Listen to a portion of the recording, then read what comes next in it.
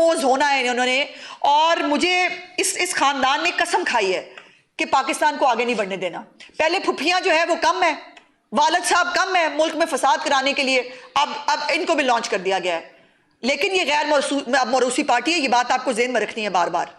इनका सियासत से कोई लेना देना नहीं है। जब भी बात होगी वहां फितना खान पाकिस्तान के अंदर किसी ना किसी साजिश को प्लान करने के लिए उस मुलाकात को इस्तेमाल करता है। आज इमरान खान जेल में क्यों है? वो जेल में है तोशा खाना के गिफ्ट खाने की वजह से। वो खाना काबा की मॉडल वाली घड़ी को खाने की पदाश में जेल में है।